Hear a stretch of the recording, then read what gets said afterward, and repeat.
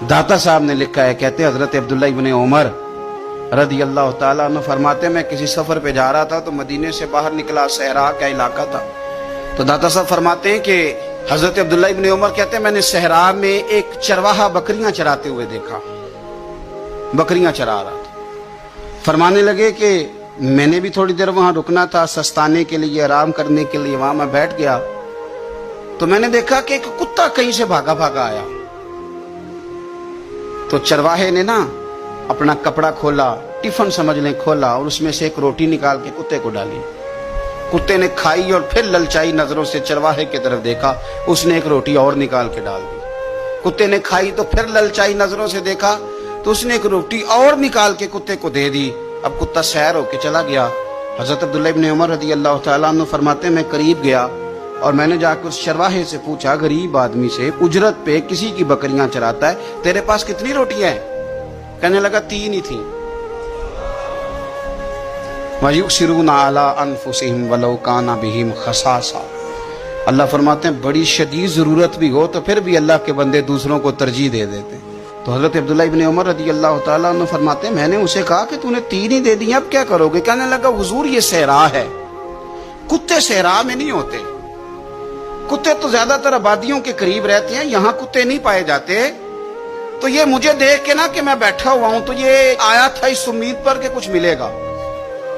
तो हुजूर वो भूखा भी था, मैंने एक रोटी दी तो फिर लगा भूखा है, दूसरी दी तो फिर लगा भूखा है, मैंने 3 दे दी।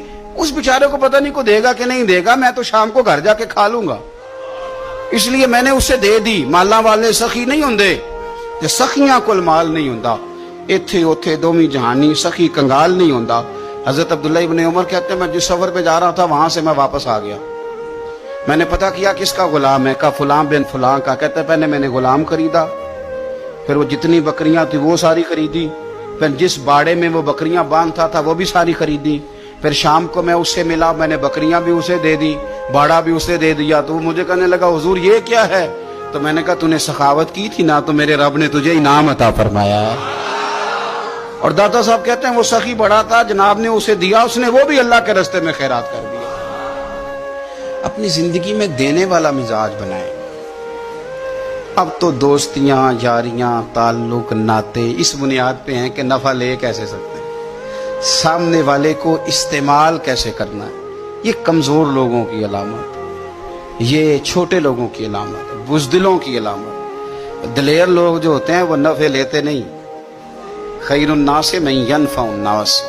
हुजूर ने फरमाया, मैंने तो ये कानून बनाया कि लोगों में से बेहतर वो है जो नफा दे, किसी को नफा दे। और दाता साहब इससे आगे लिखते हैं, कहते हैं कि हजरत हसन बिन अली, इमाम हसन, नवासे रसूल, जिगरगोश है बतूल, कहते हैं उनका एक जानने वाला बंदा उनके पास बड़ी दुखी हालत में आया और आके रोने लगा।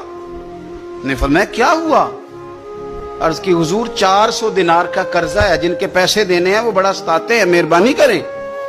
हजरत इमाम हसन फौरन गए और 400 दिनार ला के दिया, बंदा पैसे लेके चला गया। इमाम हसन घर जाके रोए, बड़े दर्द से रोए, फूट फूट के रोए। घर वालों ने कहा, हुजूर पैसे दिए, रोते क्यों हैं? फरमाने लगे, रो इसलिए रहा हूं कि वो मेरा जानने वाला था, उस बेचारे को आके कहना पड़ा है कि मैं मजबूर हूं। मैं जो उसे जानता था तो मुझे जानने वालों का खुद ध्यान रखना चाहिए, मुझे खबर होनी चाहिए थी कि आज किस किस जगह जरूरत है। ये क्या सखावत हुई कि कोई दरवाजे पे आके मांगे।